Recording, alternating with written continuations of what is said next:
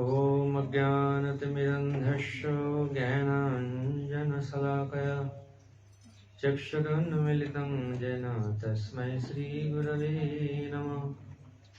श्रीचैतन्यमनोभीष्टं स्थापितं येन भूतले स्वयं रूप कदा मह्यं ददाति शब्दान्तिकम्। वन्देऽहं श्रीगुरो श्रीयुतपदकमलं श्रीगुरुन् वैष्णवांश्च श्रीरूपं सग्रजातं सहगण रघुनाथान्वितं तं सजीवं साद्वैतं सावधूतं परिजनसहितं कृष्ण चैतन्यदेवं श्रीराधा कृष्णपादान् सहगण ललिता श्रीविशाखान्वितांश्च नमो विष्णुपदाय कृष्णपृष्ठाय भूतले श्रीमते भक्तिवेदान्त स्वामिनिति नामिने। नमस्ते सरस्वती देवे गौरवाणी प्रचारिणे निर्विशेष शून्यवादी पाश्चात्यदेशधारिणे वंशाकल्पतरुभ्यश्च कृपासिन्धुभ्यैव च पतितानां पावनेभ्यो वैष्णवेभ्यो नमो नमो। नमो महावदन्नाय कृष्णप्रेम प्रदायते कृष्णाय कृष्णचैतन्य नाम्ने गौरतिसे नमः। हे कृष्ण करुणा सिन्धु दीनबन्धो जगत्पते गोपेश गोपिका कांत राधा कांत नमस्तुते। तप्त कांचन गौरांगी राधे वृंदावनेश्वरी वृषभानुसुते देवी प्रणमामि हरिप्रिये। जय श्री कृष्ण चैतन्य प्रभु नित्यानंद श्री अद्वैत गदाधर श्रीवासदि गौर भक्तवृंद। हरे कृष्णा कृष्णा कृष्णा हरे हरे हरे राम राम राम हरे हरे। ओम नमो भगवते वासुदेवाय ओम नमो भगवते वासुदेवाय ओम नमो भगवते वासुदेवाय। नारायणं नमस्कृत्य नरं चैव नरोत्तमं देवीं सरस्वतीं व्यासं ततो जयामुदीरये। नष्टप्रायसभद्रेषु नित्यं भागवत सेवया भगवतेरुत्तमश्लोके भक्तिर्भवति नैष्ठिकी।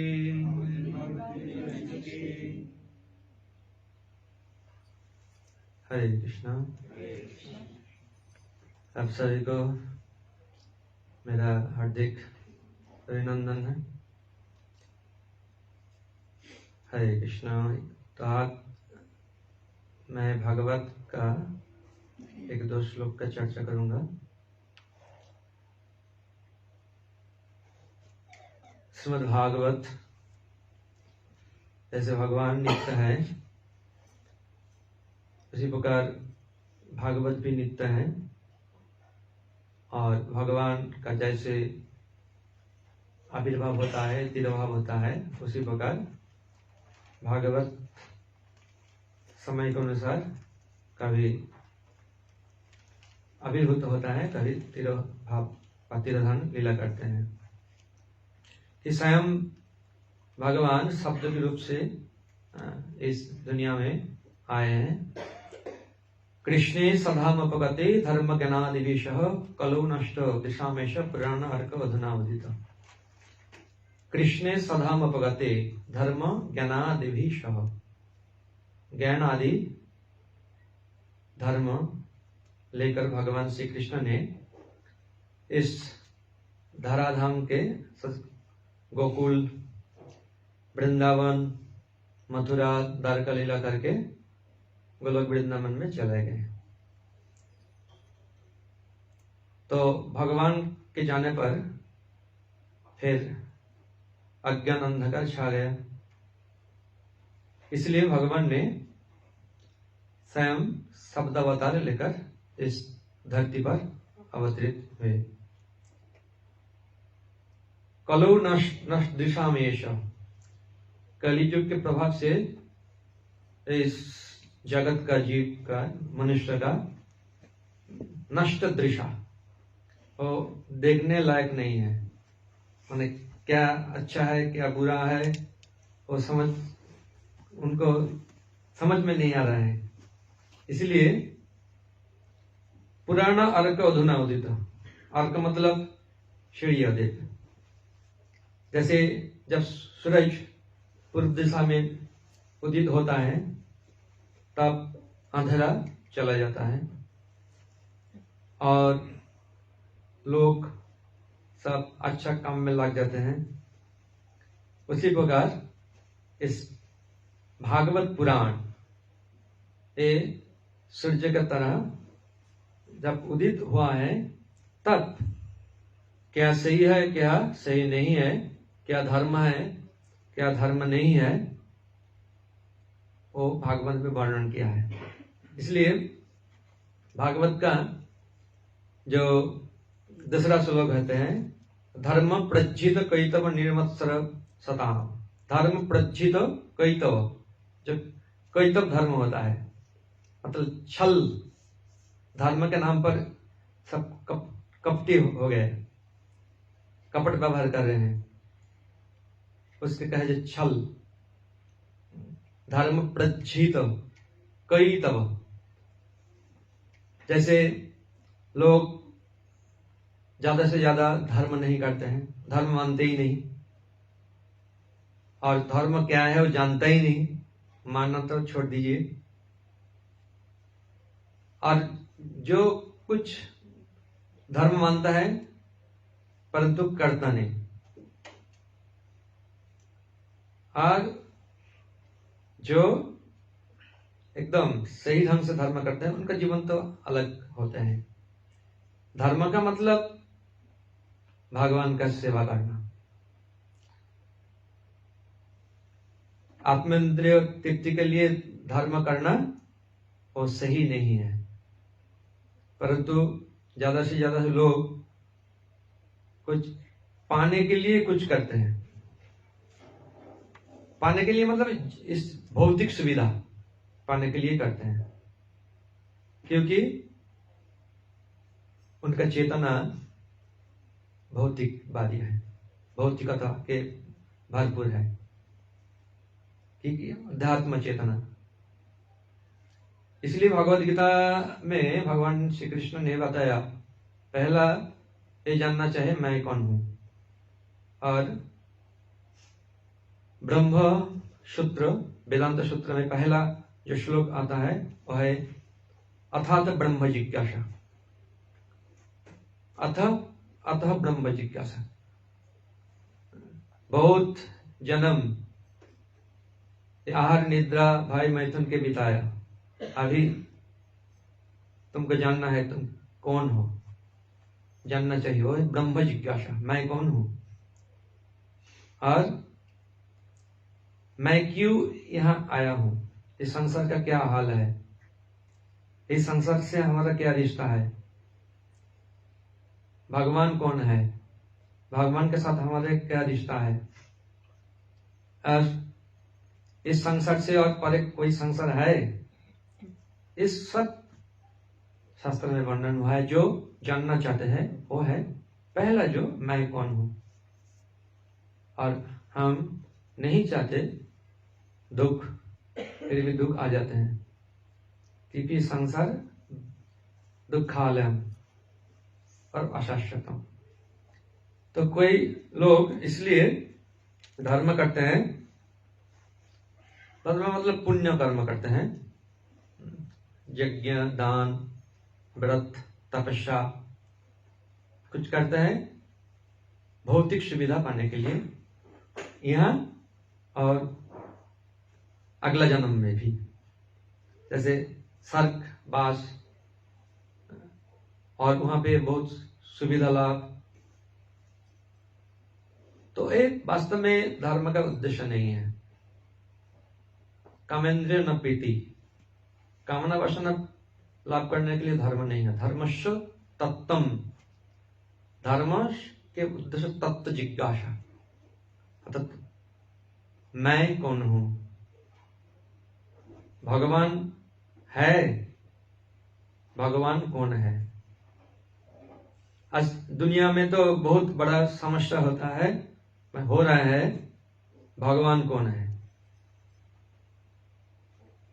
कोई कोई सोचता है हम सब भगवान हैं, मैं भगवान हूं, ये भगवान है, सब भगवान है। और मायावादी फिलोसफी होता है, मायावादी दर्शन, ये दंड धारण मात्रेण नर नारायण भवित। जब कोई संन्यास लेते हैं ना, दंड धारण करते हैं, तो अभी नर नहीं है, मानव नहीं है, वो नारायण हो गया। इसलिए एक सन्यासी दूसरे सन्यासी के प्रणाम करने के समय बोलते हैं नमो नारायण। वो प्रणाम मतलब नमो नारायण, मैं नारायण हूं, आप नारायण हैं। तो इसलिए श्री चैतन्य महाप्रभु बताया, मायावादी भाष्य सुनिल है सर्वनाश। मायावाद दर्शन जीवों के लिए बहुत खतरनाक है। मायावाद क्या है ना, भगवान का जो सच्चिदानंद स्वरूप है, वो कहते हैं ये भगवान जब आया है, चाहे कृष्ण राम नृसिंह, माया निर्मित शरीर है। माया मतलब इस जो महामाया के तीनों गुण है ना, और भौतिक जो पदार्थ है, तो भौतिक पदार्थ से बना हुआ है, हमारे जैसा है, उनका भी है।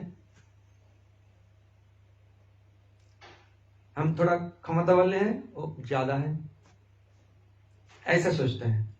भगवान का सच्चित आनंद स्वरूप को जो माया कह लेते हैं, वो है मायावादी, मायावाद।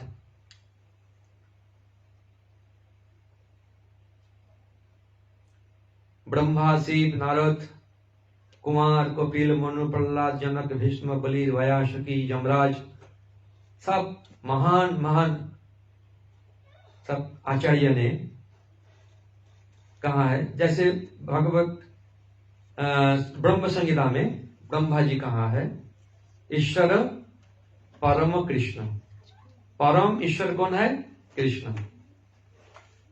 सत चित आनंद विग्रह, विग्रह मतलब शरीर, उनका शरीर सच्चित आनंद। सत मतलब नित्य, हमारा शरीर नित्य नहीं है, नाशवान है, अनित्य है। हमारा शरीर चेतन नहीं है, चित्त चेतन नहीं है, हमारा शरीर अचेतन है। जब तक आत्मा शरीर में रहेगा तब तक शरीर चेतन है। आत्मा शरीर से निकल जाएगा तो फिर शरीर मृत है, अचेतन है। आनंदमय, भगवान का शरीर आनंदमय, हमारा शरीर आनंदमय, हमारा शरीर निरानंदमय। हमारा शरीर दुख देते हैं, ये दुख पाने के लिए ही शरीर बनाया, ये भौतिक शरीर बनाया। हम जैसे जैसे कर्म किया है उस भोगने के लिए ये शरीर हमको मिला है। और मनुष्य शरीर बहुत महत्वपूर्ण होता है। इस शरीर में जो जैसे कर्म करेगा उसी के हिसाब के अनुसार अगला जन्म में उनका अलग अलग शरीर मिलेगा, और उसी शरीर में उनको पिछले जन्म का कर्म भोगना पड़ेगा। ये है कर्म चक्र। इसलिए भगवान ने बताता है जे कोई ऐसा नहीं है जो कर्म नहीं करेगा, सबको कर्म करना ही पड़ेगा, परंतु ऐसा कर्म नहीं करना चाहिए जिसके द्वारा आत्मा इस संसार में फंसे रहे। देहांतर अलग अलग शरीर मिलेगा उनको, ऐसा नहीं होना चाहिए। इसलिए भगवान बताते हैं जगर्थात् कर्म अन्यत्र लोकायं कर्म बंधन। कर्म तो करना ही है, परंतु मेरे लिए कर्म करो, मेरी इच्छा अनुसार तुम कर्म करो। तो आपके इच्छा अनुसार हम कर्म करेंगे तो हमको क्या फायदा है? सब लोग फायदा सोचते हैं, क्या फायदा है, क्या लाभ है ना। तुम मेरे लिए कर्म नहीं करोगे तो तुमको कर्मफल भोगना पड़ेगा, परंतु मेरे लिए कर्म करोगे तो इस संसार चक्र से तुम मुक्त हो जाओगे। तदर्थम कर्म कौन्तेय मुक्त संग समाचर। इस गुणों से फंसा हुआ जीव गुणों से चंगुल से वो छुटकारा पाया जाएगा, और यही है एकमात्र उपाय। इसलिए भगवत गीता में भगवान श्री कृष्ण 7वें अध्याय में भगवान श्री कृष्ण ने बताया दैवी हेसा गुणमयी मम माया दुरत्या। जो मेरे माया है, ये महामाया से कोई ऐसा नहीं है जो छुटकारा पाए अपनी इच्छा से। दुरत्या, दुरतिक्रमणीय। तो कैसे हम इस गुणों से मुक्त हो सकेंगे?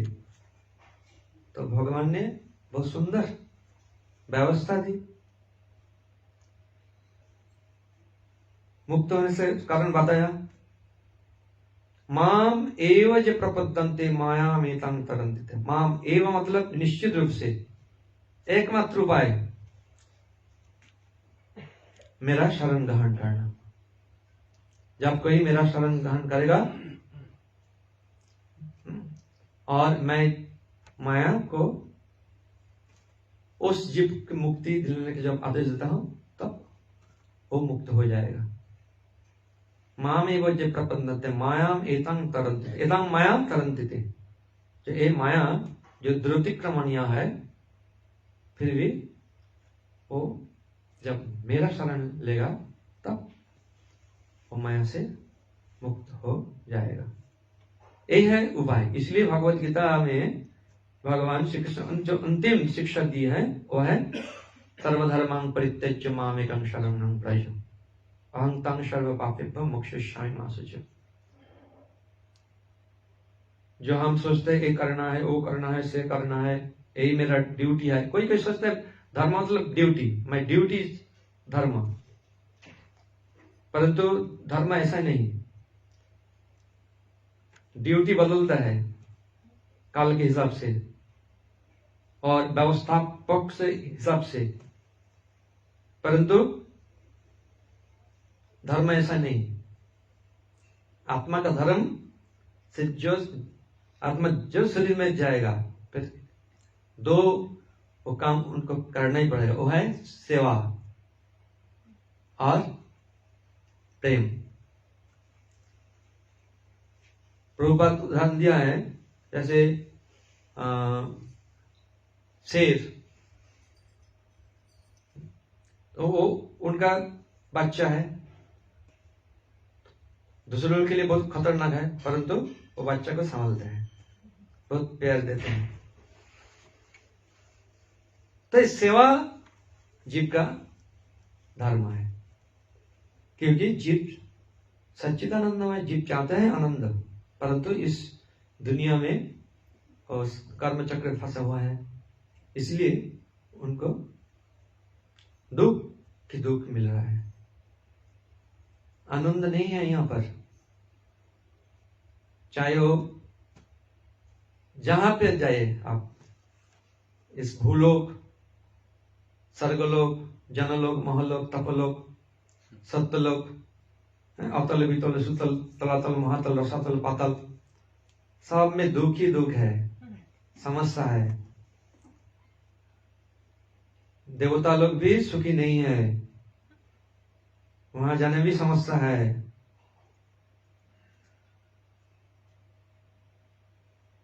इसलिए जो ज्ञानी लोग हैं तो विचार करते हैं, तो इस संसार का तो सुख और दुख तो अनित्य है, इसलिए हमको मुक्ति पाना चाहिए। तो मुक्ति पाने के लिए वो ज्ञान योग, ज्ञान मार्ग अवलंबन करते हैं अपने जीवन में। वो व्यवहार करते हैं कैसे हमको मुक्ति पाना है। परंतु मुक्ति पाने का मतलब क्या है, मुक्ति पाने से पर क्या करना चाहिए।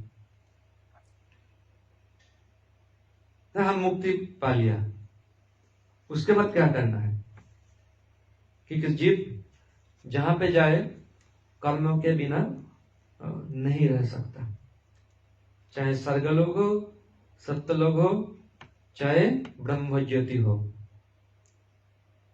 इसलिए भागवत में वर्णन है, जैसे ब्रह्मा जी आदि देवता लोग कहते हैं, जो ज्ञानी लोग अधो किच्चन परं पदं ततो पतंती अधो, उस परम पद ब्रह्म ज्योति को प्राप्त करने के बावजूद वहां से वो गिर पड़ते हैं। क्यों? न अनादृजुष्मतम भय। भगवान श्री कृष्ण के स्तुति करते हैं, गर्भ स्तुति में वर्णन है 10वें स्कंद में, देवता लोग स्तुति करते हैं।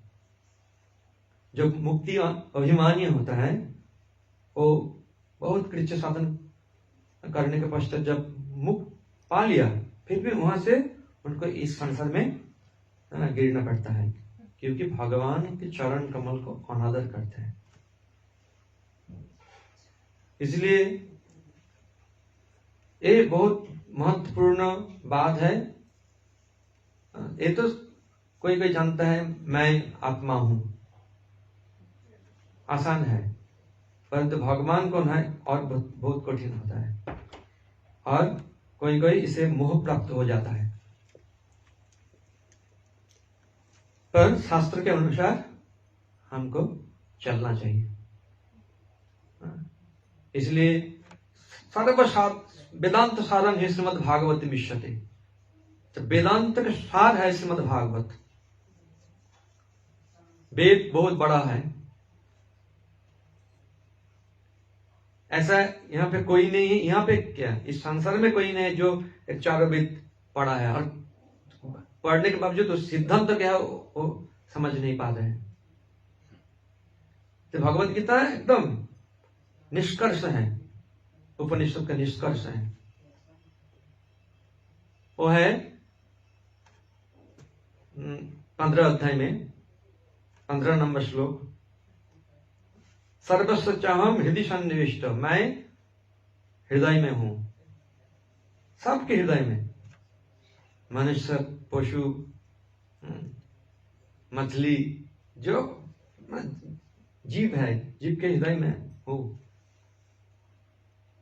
मत्तः स्मृति ज्ञानम अपहनंच, मेरे द्वारा जीव को याद रहते हैं और याद भी खो जाते हैं। देखिए, एक परमात्मा के रूप से भगवान, निरपेक्ष के रूप में भगवान सब कराते हैं, अलग अलग जीव के कर्म के अनुसार वो फल देते हैं। हम पिछले कोई जन्म का मेरा जन्म का सब याद हो रहा है, तो याद होने से हम देख रहे हैं ये तो पिछले जन्म में बहुत मेरे को फंसाया, मेरे बहुत दुख दिया है। तो क्या अभी तो क्या देखने, लोग झगड़ा करने वाले हैं, शत्रुता करने वाले हैं, तो फिर वो याद रहेगा तो क्या होगा। इसलिए भगवान के पर छोड़ देना चाहिए। वेदश्च सर्वैर अहम एव वेद वेदांतकृत वेदविद एव चाहम। वेदश्च सर्वैर अहम एव वेद। वेद पढ़ने का क्या अर्थ है, क्या तात्पर्य है? भगवान को जानना, अतः मेरे को जानना। भगवान कृष्ण ने बताया मेरे को जानना है, वेद का उद्देश्य है। वेदांतविद, मैं वेद जानता हूं। वेदकृत, मैंने वेद दिया है। भगवान के जो शास्त्र चलते हैं ना, उससे वेद प्रकट हुआ है। इस उपनिषद में वर्णन है। भगवान एक अंग के द्वारा बहुत अंग के काम कर सकते हैं। जैसे दर्शन किया तो वे सब गहन कर सकते हैं, न खा सकते हैं, पी सकते हैं। भगवान नाकों से बात कर सकते हैं।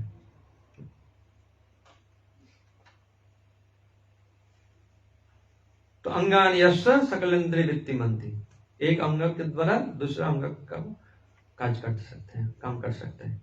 ये भगवान के महानता है।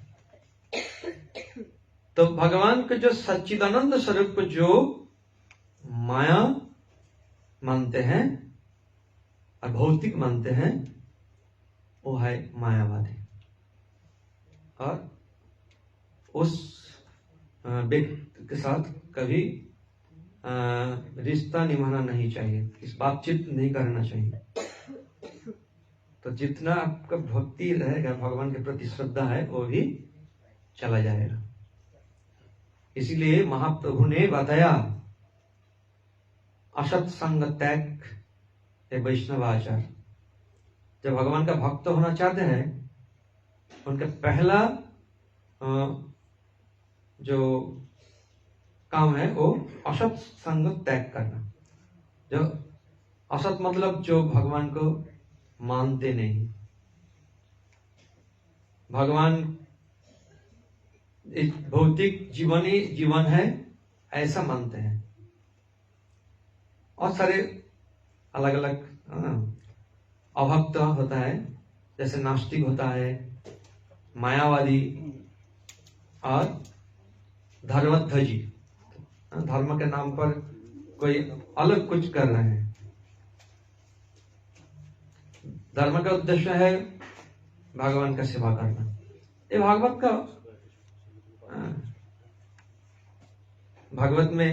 का जब पहला स्कंद दूसरा अध्याय में भगवान श्री कृष्ण के बारे में सुद गोस्वामी ने स्वर्ण का दृश्य को बताया। धर्म सौनिष्ठित पंक्षांग विस्तक्षण कथा सुज न उत्पादित ज्योतिरति समय भई केवल। हम ये जैसे कोई ब्राह्मण हो, कोई क्षत्रिय हो, कोई वैश्य हो, कोई शूद्र हो, कोई नारी हो, कोई पुरुष हो, अलग अलग, और कोई ब्रह्मचारी, क्षत्रिय, ब्रह्मचारी, गृहस्थ, वानप्रस्थ, सन्यासी, अलग अलग आश्रम, अलग अलग जो वर्ण होता है, वर्णाश्रम धर्म। तो उसी के हिसाब से कोई चलता है अच्छा ढंग से, परंतु भगवान की सेवा में कोई रुचि नहीं है, तो उनका जीवन बैठता है। श्रम एवं ही केवल, वो उनका जो समय वो नष्ट हो रहा है। इसलिए सबै पंक्षां परो धर्म जतो भक्ति अधक्षजी अहितुकी अप्रतिहता जयात्मा सुप्रसिद्ध थी। आत्मा तब प्रसन्न होंगे जब कोई अधक्षज भगवान श्री कृष्ण को सेवा करेगा। किस प्रकार से? कोई भौतिक कामना के लिए नहीं, कोई भौतिक चीज पाने के लिए नहीं। इसलिए कहा जाता अहोइतु की और अप्रतिहता। हेतु मतलब कोई कारण, भौतिक कारण। जैसे कोई मंदिर में जाते हैं, क्या मस्जिद हो के चर्च हो, जाते हैं कुछ फायदा के लिए। जैसे कोई कोई ऐसा प्रणाम कर दिया, कोई प्रणामी दिया और भगवान के साथ मेरा ये असुविधा है, ये असुविधा है, मेरे को इससे आप मुक्त करो। मैंने 100 यूरो दिया है, मेरे को 1000 यूरो दो। अब मिल गया 1000 यूरो, तो फिर 1000 यूरो दिया तो मैं लाखों यूरो चाहिए। तो ये व्यापार नहीं है, भगवान के साथ ऐसा करना नहीं चाहिए। भक्ति ऐसा नहीं है, अहित की होना चाहिए।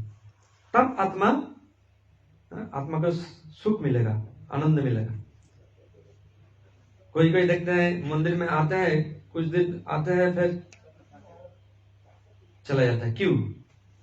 क्योंकि उस भौतिक कानून से आया है। जब तक उनका भौतिक जो चाहिए, उनका जो फायदा जब मिल जाता है, तब तक वो आते रहते हैं। और जब मिल नहीं रहा है तो वो आते ही नहीं, और दूसरा स्थान खोजते हैं, ढूंढते हैं वो कहाँ पे और अच्छा व्यवस्था है, जहां और कुछ सुविधा है। परंतु ऐसा क्यों होता है? क्योंकि वो पहला जो शिक्षा उनको नहीं है, वो है मैं कौन हूं और भगवान कौन है, उनके साथ मेरा क्या रिश्ता है। इसलिए श्री चैतन्य महाप्रभु ने बताया, जैसे हमारे साढ़े गोस्वामी में एक है सनातन गोस्वामी, उन्होंने श्री चैतन्य महाप्रभु को प्रश्न पूछा, जो मैं कौन हूं, मैं तो दुख नहीं चाहता हूं, फिर भी दुख आता है क्यों?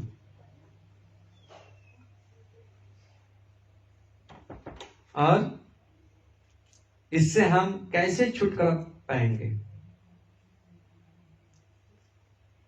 तो भगवान श्री चैतन्य महाप्रभु ने बताया, जीवे स्वरूप है कृष्ण नित्यदास।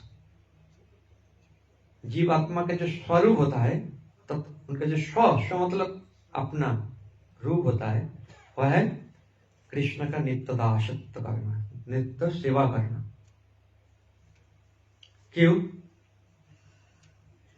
कोई सवाल प्रश्न पूछते हैं, जे कृष्ण का क्यों सेवा करूं? सारे इंद्र है, चंद्र है, वरुण है, ऐसा है, उनको क्यों नहीं? क्योंकि हम सब आत्मा कृष्ण के नित्य अंश है, कृष्ण का शक्ति है। भगवान श्री कृष्ण सर्वशक्तिमान, अनंत शक्ति के अधिष्ठान है। तो उनमें से 3 शक्ति के बारे में शास्त्र में बहुत चर्चा की। वो है अंतरंगा शक्ति, बहिरंगा शक्ति और तटस्थ शक्ति। तो जीव है तटस्थ शक्ति। तो किसका शक्ति है? भगवान कृष्ण का। दुर्गा देवी किसका शक्ति है? शिव का, नारायण का। नारायणी नमस्तुते चंडी में वर्णन है। तो अपरा शक्ति, बहिरंगा शक्ति है दुर्गा देवी, महामाया। और चिन्मय जगत में है जोगो माया, वो भी भगवान का अंतरंग शक्ति है। तो शक्ति का कर्तव्य है सत्य मन का सेवा करना। जब तक शक्तिमान को सेवा नहीं करेंगे तब तक उनको आनंद नहीं मिलेगा। हम आनंद चाहते हैं, पर यहाँ भी आनंद नहीं है मतलब भौतिक संसार में, परंतु आनंद कैसे हमको मिलेगा उस तरीका, वो व्यवस्था भगवान ने दी, शास्त्र में दिया है, शास्त्र में वर्णन है। भगवान खुद आकर बोला है, भगवान भक्त के रूप में आकर फिर भक्त बनकर कैसे भक्त होना चाहिए, कैसे भगवान की सेवा करना चाहिए, वो खुद आकर दिखाया, सिखाया।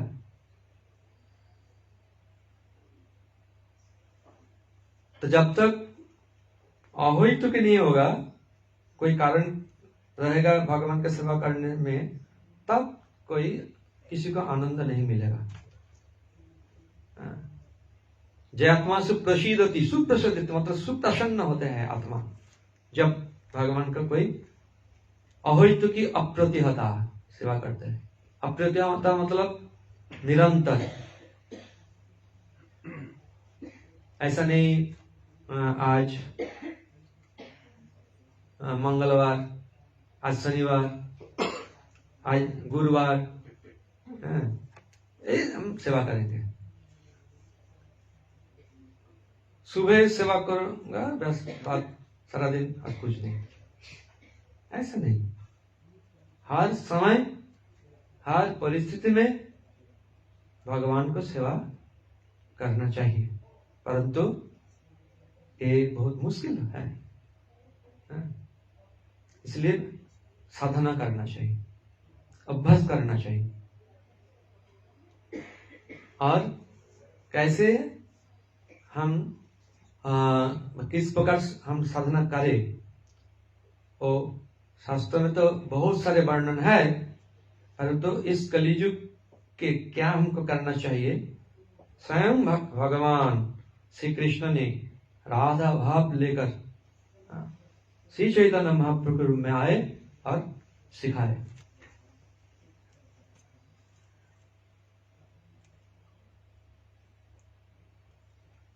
श्रील रूप गोस्वामी भक्ति रसामृत सिंधु में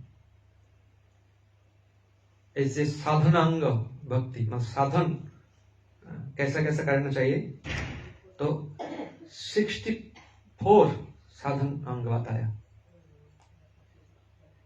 जैसे देखिए, भगवान के सामने नृत्य करना चाहिए, नाचना चाहिए, भगवान का नाम लेकर, यह है भक्ति।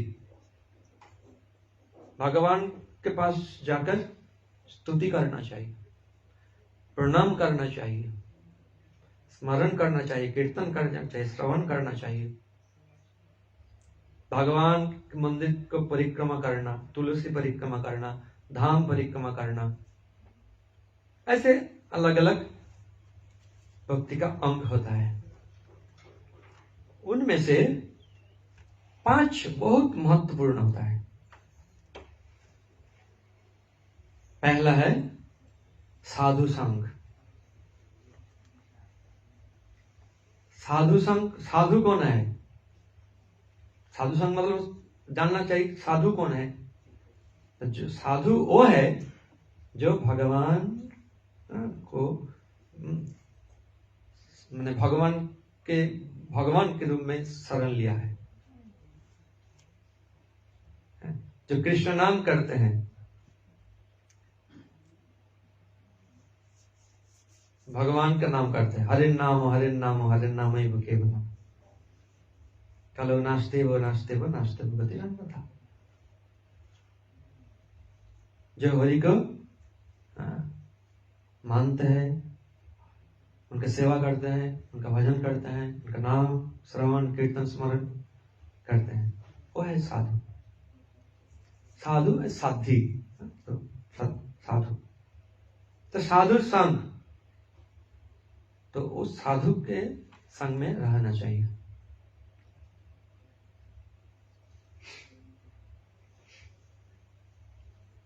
और बहुत सुंदर लक्षण भगवान श्री कृष्ण ने बताया। वो तो एकदम उत्तम कोटि भक्त है। मच्चित्ता मद्गत प्राणा बोधयंत परस्परम कथयंतश्च मन्नित्यं तुष्यन्ति च रमन्ति च। मद्गत चित्त, जो उनका हृदय मन सब कुछ भगवान समर्पित कर दिया है। मद्गत प्राणा, जैसे मछली जल के बिना रहते हैं, रह सकते हैं मछली? अब जल से उनको निकाल दिया जाए तो तड़प रहेगा वापस जाने के लिए। उसी प्रकार मद्गत प्राणा मतलब जो भगवान के बिना नहीं रह सकते। भगवान मतलब भगवान का कथा, नाम, रूप, गुण, लीला, श्रवण, कीर्तन, स्मरण। बोधयंत परस्परम, ऐसा वक्त जब दूसरों के साथ मुलाकात होते हैं तो क्या करते हैं ना, मेरा कथा करते हैं। बोधयंत परस्परम कथयंत मांग नित्यम, मेरा कथा नित्यम करते हैं और उसके द्वारा तुष्यंति रमन्ति, आत्मसंतोष होता है और आनंद भी होता है। जैसे खाने पर हम किसी को पूछते हैं मेरा पेट भरा है कि नहीं है, खुद समझ जाते हैं। उसी प्रकार भक्ति ऐसा ही है। साधु संग मतलब भजन क्रिया। साधु के नजदीक बैठा है, फोटो खिंचाए है, देखो मैं हूँ महाराज के साथ मुलाकात हुआ है, मैं उनका भक्त हूँ, परंतु उनका बात सुनता नहीं, तो वास्तव में वो साधु संग नहीं है। साधु संग मतलब उनके हिसाब से भजन करना चाहिए।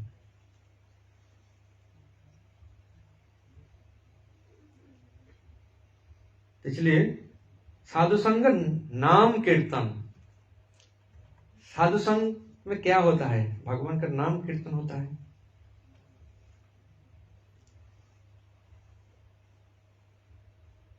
भागवत श्रवण,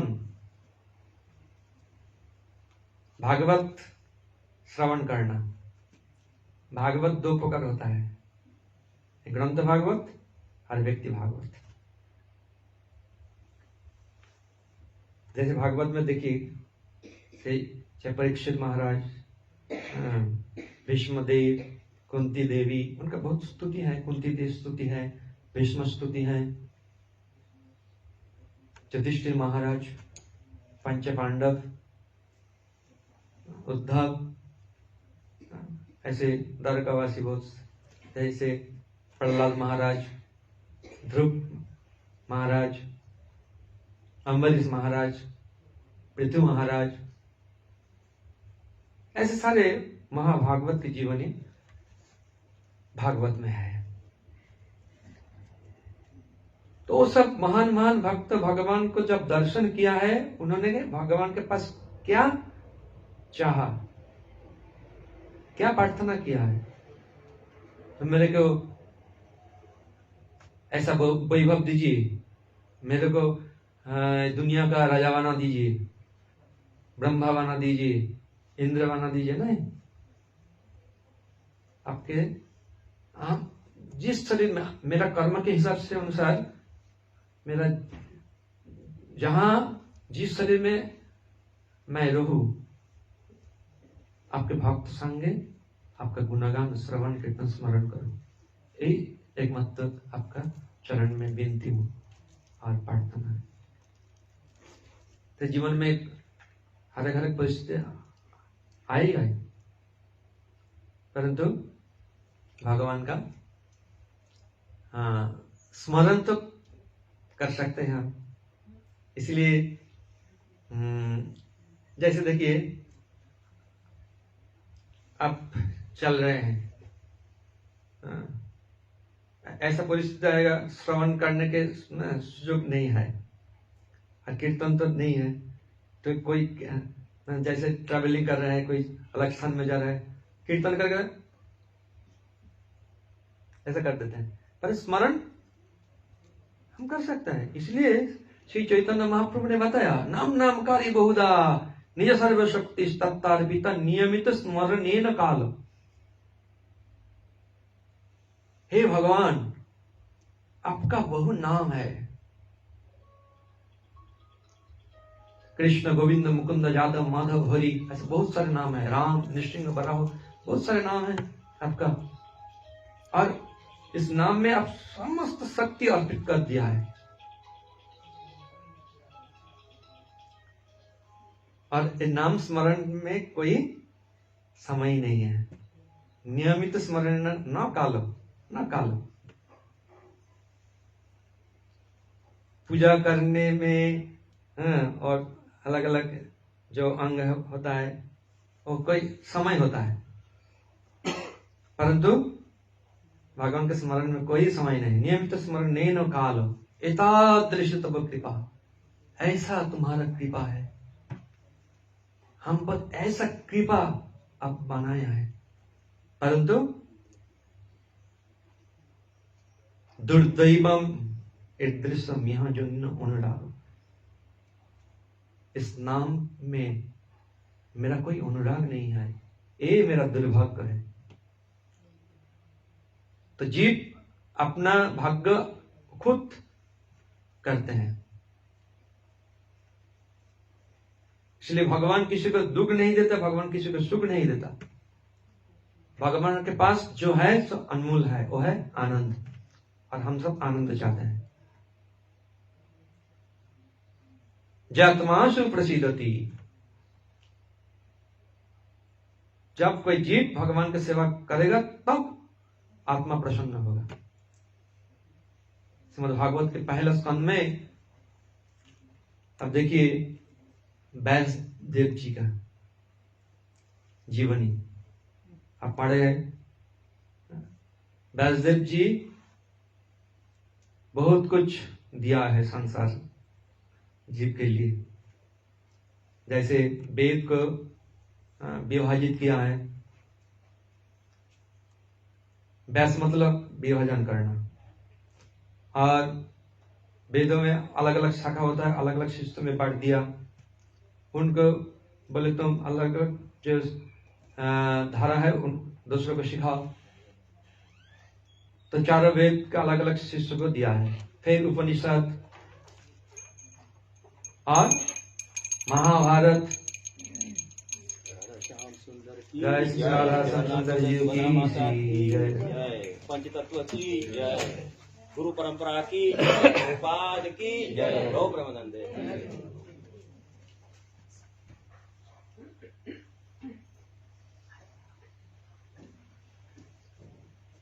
वेदांत सूत्र भी दिया है, फिर भी वैष्णव के हृदय में आनंद नहीं है, संतोष नहीं है। तो जिन्होंने जीवों के लिए सब कुछ दिया है वो खुद संतुष्ट नहीं है, तो उनके दिया हुआ जो शास्त्र पढ़ के वो लोग संतुष्ट होगा? नहीं होगा। इसलिए गुरु को स्मरण किया, तब से देवर्षि नारद जी ने वो व्यास आश्रम, जहाँ बद्रिकाश्रम है ना, उनके सरस्वती नदी पे पश्चिम तट पर उनका आश्रम है, संपप्रात आश्रम, वहां पे आया। तो व्यासदेव जी ने नारद मुनि को स्वागत किया है, पूजा किया है, फिर ऐसा आसन देकर यहाँ पर बैठ गया। तो व्यासदेव ने नारद जी ने व्यासदेव को बोला, पूछा तुम सुखी हो, संतुष्ट हो? नहीं। क्यों? कारण तुम भगवान के बारे में अच्छा ढंग से चर्चा नहीं की। तो एकमात्र उपाय है भगवान का श्रवण, कथा श्रवण, कीर्तन स्मरण करना। इसलिए तुम भगवान के जो कथा है, भगवान के जो लीला है, भगवान का नाम रूप सब अच्छा ढंग से प्रस्तुत करो और भगवान के शरण जाओ, भगवान सब कुछ तुमको दिखाएगा। तो उन्होंने गुरु जी का बात मानकर ऐसे, इसीलिए हमारे जीवन में हम कभी कभी ऐसा सोचता है हम सब कुछ पा लिया, मैं एकदम मुक्त हो गया। तो कभी कभी ऐसा अहंकारी भक्त गुरु को, वरिष्ठ भक्तों को वो मानते नहीं, जो अथॉरिटी हो मानते नहीं, तो उसका जीवन में बहुत गड़बड़ चलता है और वो खुद समझ नहीं पाते। पर कोई अच्छा ढंग से विचार करे कि हम बहुत कुछ किया है परंतु मैं सुखी नहीं हूं, मेरा हृदय में कोई संतोष नहीं है, तो गुरु को शरण लेना चाहिए। और हमारे अंतर में गुरु है, वो है शिक्षा गुरु, वो अंतर्यामी। जब उनके पास हम शरण लेंगे तो उन्होंने सब कुछ व्यवस्था कर देंगे। तो नारद मुनि बहुत सुंदर समझाया और अपना जीवन बताया कैसे भगवत भक्ति थोड़ा सा करने से बहुत ऊंचा तक पहुंच सकते हैं। जीवन मुक्ति नहीं, भक्ति पा सकते हैं वो कि भक्त संग के द्वारा। मैंने दासी पुत्र था, मतलब शुद्राणी के पुत्र था, फिर महाभागवत सब आए, मेरा मां सेवा की, मैंने भी थोड़ा सेवा की और विनम्र भाव से उनका कथा श्रवण करते थे। तो देखकर मेरे को जाने के पहले मेरे को उनका जो भोजन उच्चिष्ट दिया है और मंत्र भी दिया, फिर चला गया और मैं भी मंत्र जप करने के लिए उत्तर दिशा में गए और मंत्र जप करते करते भगवान का दर्शन किया। तो यह है मेरा जीवन। और भगवान ने मेरे को बीना दिया, बीना। नारद मुनि बजाए बीना, राधिका रमन नामे। जो बीना है ना, सरस्वती देवी बीना धारण करता है, तो सरस्वती देवी को कहते हैं बीना वाणी। यहाँ पे रुद्र जी है, शिव जी, उनका भी बीना है, रुद्र बीना कहते हैं। और बीना के द्वारा शिव जी चाहे नारद जी क्या करते हैं? भगवान का गुणगान करते हैं।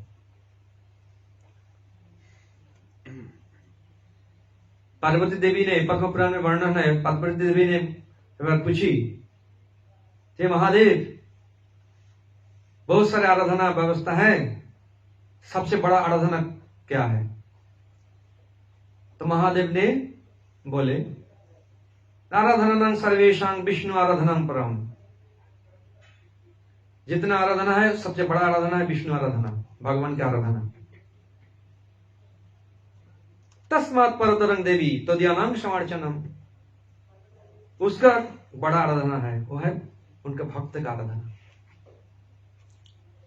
जब प्रिय है तो श्री चैतन्य महाप्रभु तदीयानां शब्द का अर्थ क्या है?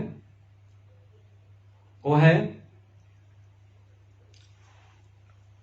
भागवत, भक्त, मथुरा, तुलसी। चैतन्य चरितामृत में वर्णन है। भक्त का आराधना करना चाहिए, भागवत का आराधना करना चाहिए। और तो भक्त तो भागवत है, व्यक्ति भागवत। और धाम को आराधना करना चाहिए, धाम में जाना चाहिए, धाम में जाकर भगवान का कथा भक्त संग के द्वारा श्रवण कीर्तन स्मरण करना चाहिए। और कोई धाम जाते हैं व्यापार करने के लिए वहां पे दुकान खोल लिया, कुछ कमाने के लिए। ये धाम नहीं, धाम बस नहीं है।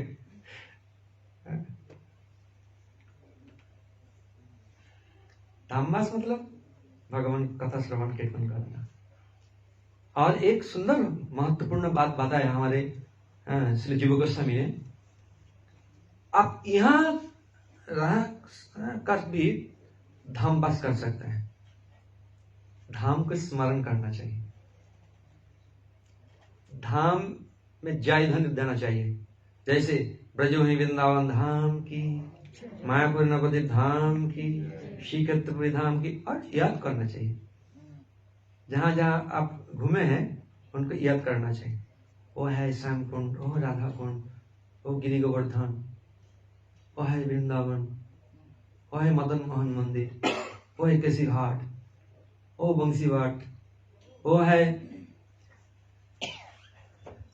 गोविंद देव मंदिर,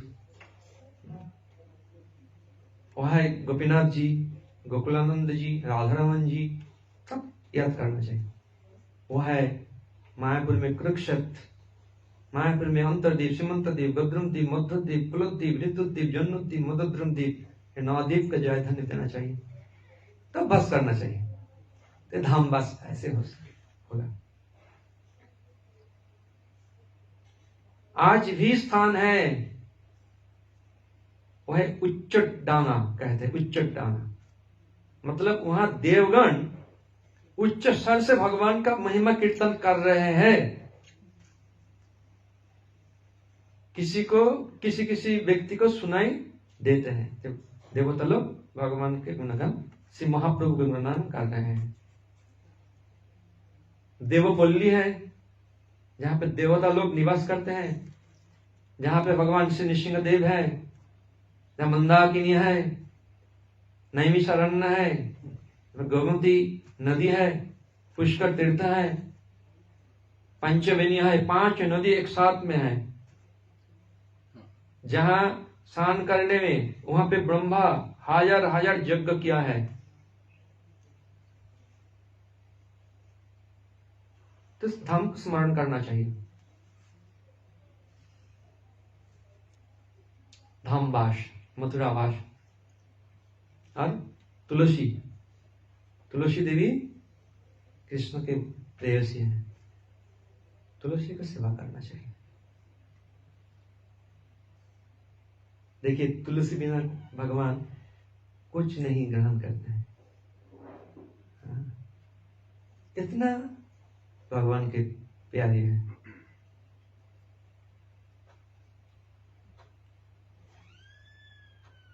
तो साधु संग, नाम कीर्तन, भागवत श्रवण करना चाहिए। नित्यं भागवत सेवाया, हमारे हृदय में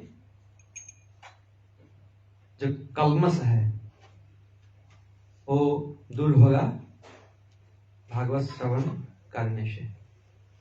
इसलिए श्री सुत गोस्वामी ने बताया,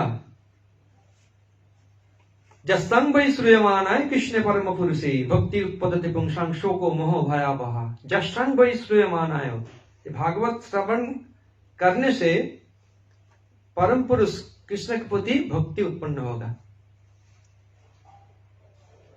अर्थात भक्ति मतलब प्रेम धीरे धीरे होगा। जब तक प्रेम में नहीं होगा, कुछ ना कुछ रुकावट होगा ही, उसको कहा जाता है अनर्थ।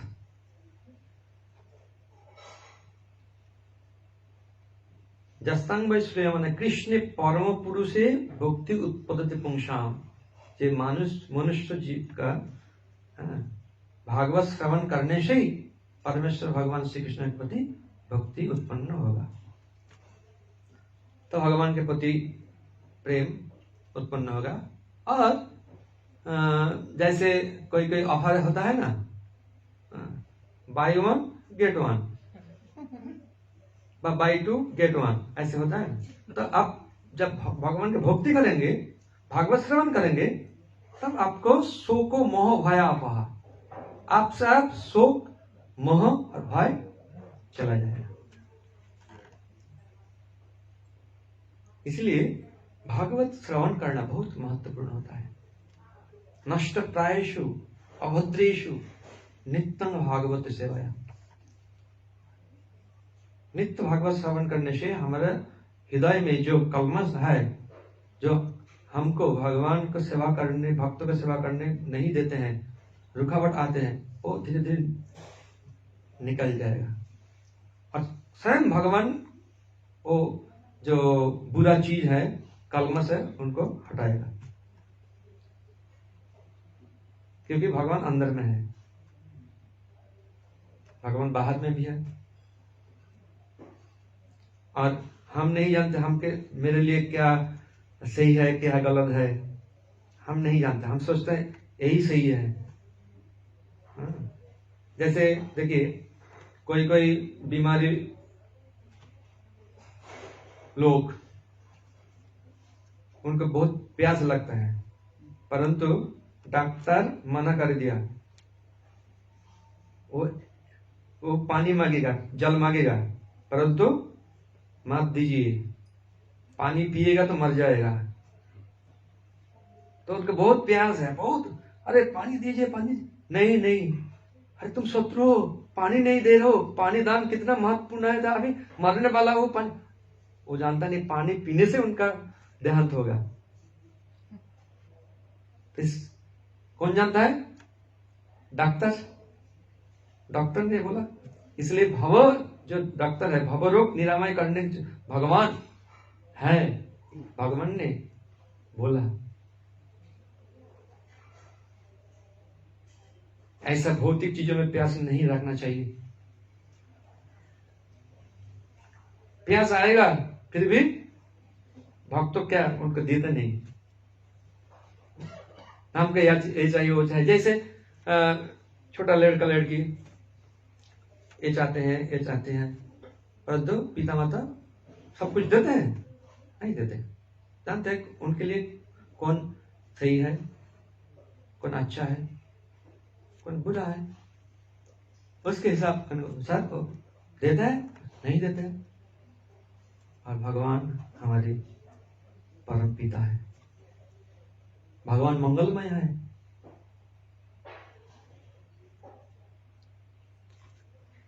और भगवान ऐसा नहीं है हम सब मिलकर बनाया भगवान को। जैसे प्राइम मिनिस्टर का बनाता है ना, इलेक्शन करके, वोट देके, जब चाहे हम उनको बनाएंगे, जब चाहे उनको गिरा देंगे। ऐसा नहीं, भगवान भगवान ही है, चाहे को माने नहीं माने।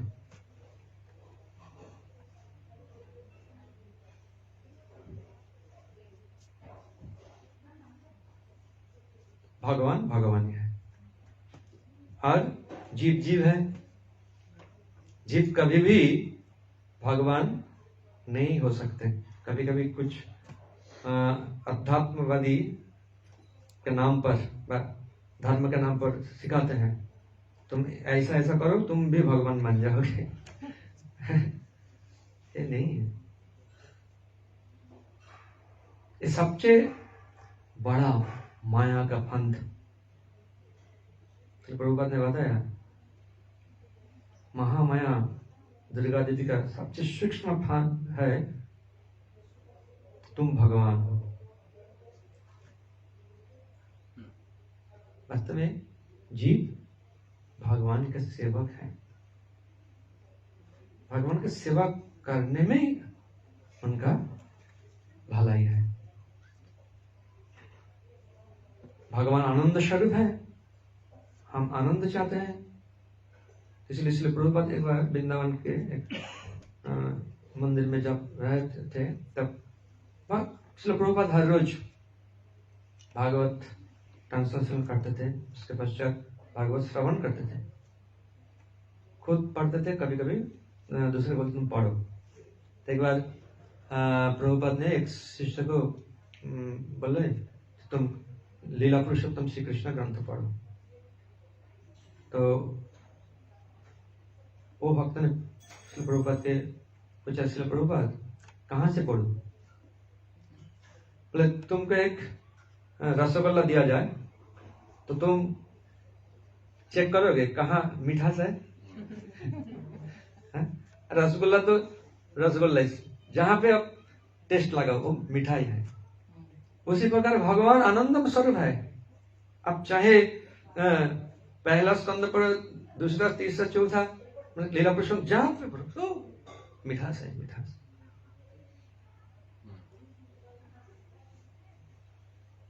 इसलिए भगवान को हम पहले भी चर्चा किया था। जैसे हम जब ब्याह होता है ना, शादी होता है, तब जब जामाई आते हैं, हाँ, सासू माँ क्या करते हैं और दूसरों क्या करते हैं, उनको वरण करते हैं, स्वागत करते हैं ना, ऐसे डाला सजाकर ऐसा करना, स्वागत करते हैं। उसी प्रकार भगवान को हमारे जीवन में स्वागत करना चाहिए, वरण करना चाहिए।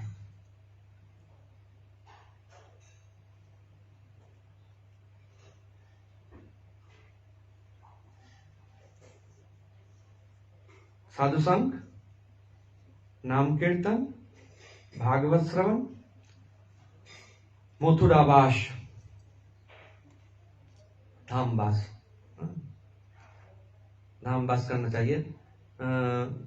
शरीर के द्वारा नहीं हो तो मन के द्वारा भी करना चाहिए। और श्रद्धा के द्वारा भगवान की सेवा करना। भगवान के चित्रपट, विग्रह जो धातु से बनता है, दारू से बनता है, दारू मतलब काठ, क्या बोलते हैं हिंदी में? तो संस्कृत वर्ड है दारू, वो जो लकड़ी लकड़ी लकड़ी से बनता है ना। तो 8 चीजों से भगवान के ऐसा विग्रह बनता है। तो जैसे रेती से बनता है, मन से बनता है, मनी से बनता है। तो भगवान को श्रद्धा के द्वारा सेवा करना चाहिए। कोई कोई मायापुर वृंदावन जाते हैं और वहां से विग्रह खरीद करके घर में लाते हैं। फिर वहां तो बहुत अच्छा लगा, और फिर यहाँ पर उनका समय नहीं है, उनके साथ मैं बातचीत करना, सेवा करना सब चला गया और नहीं है, वो अपराध लगता है। क्या बोलते हैं? सेवा अपराध। सेवा अपराध में विषय में जानना चाहिए।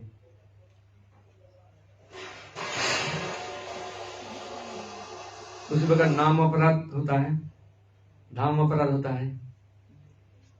तो इस विषय में जानना चाहिए और बहुत हम सबको सतर्क होना चाहिए, अपराध ना हो। भक्ति जीवन में सबसे बड़ा जो बाधक है वो है अपराध, इसलिए अपराध से बचना चाहिए। और अपराध शून्य है लह कृष्ण नाम, कृष्ण माता, कृष्ण पिता, कृष्ण धन प्राण।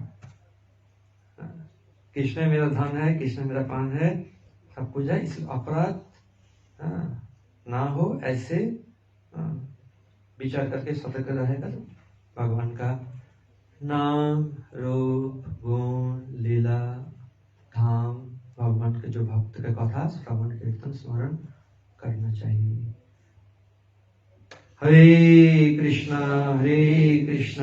कृष्णा कृष्णा हरे हरे, हरे राम राम राम हरे हरे। हरे कृष्णा। कोई का कुछ क्वेश्चन है?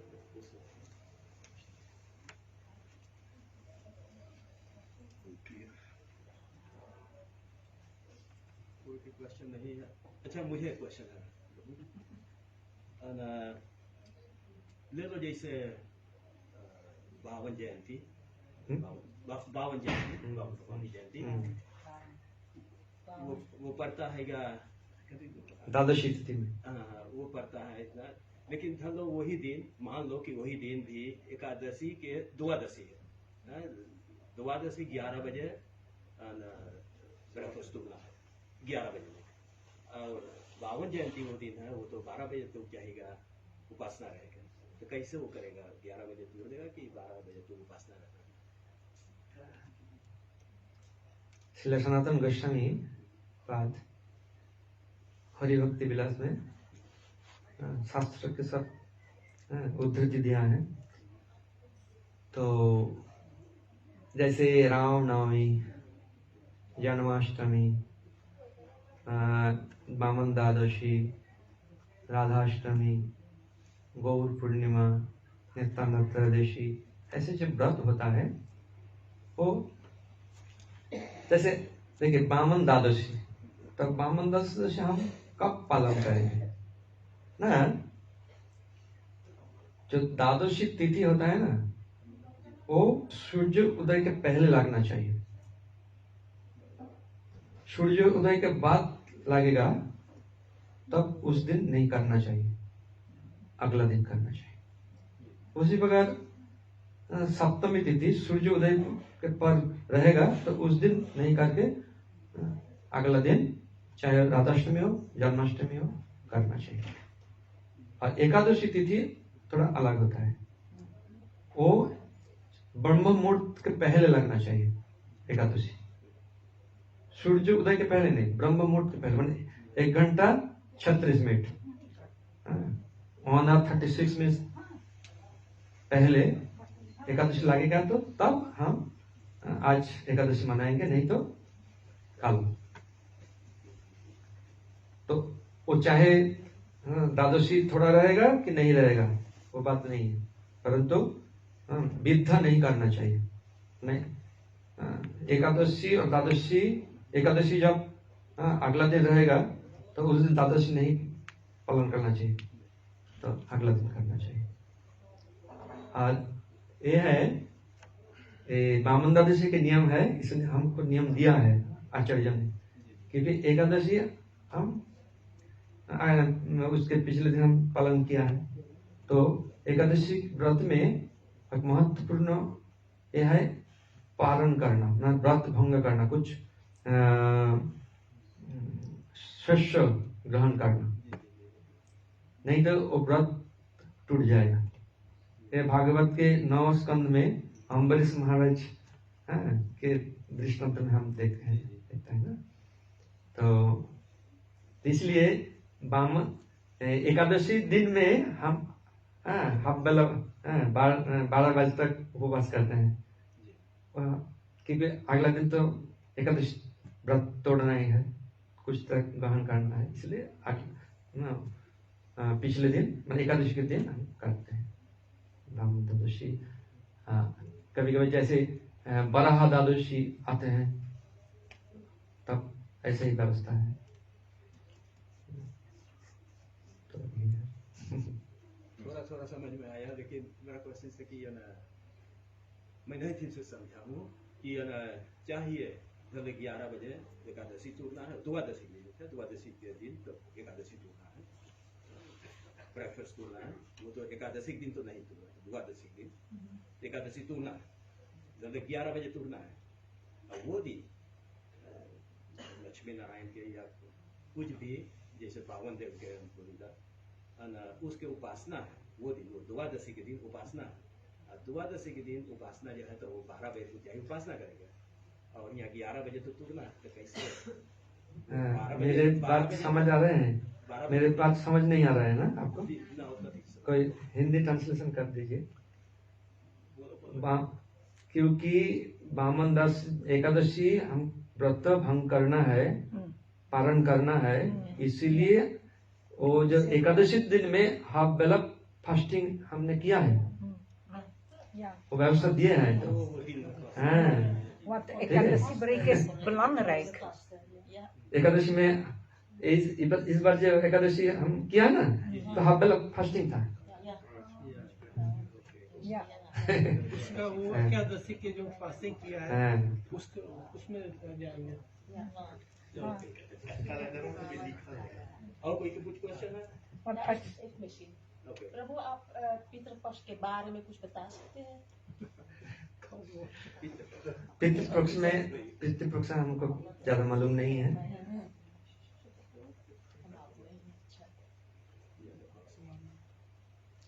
इस पक्ष में जो पितृपुरुष है उनको भगवान के प्रसाद अर्पण करना, जल अर्पण करना, तर्पण करना, ये होता है पितृपक्ष में। तो करते हैं जब ठीक है, ठीक। परंतु देखिए भगवान को अर्पित किए बिना कुछ पितृपुरुष को नहीं देना चाहिए और खाना भी नहीं चाहिए। ये कड़ावाद है, परंतु देखिए पद्म पुराण में वर्णन है जो खाना भगवान को नहीं दिया है वो खा लिया है, वो विष्ठा खाने के तरह। विष्ठा मतलब क्या है? विष्ठा संस्कृत शब्द है।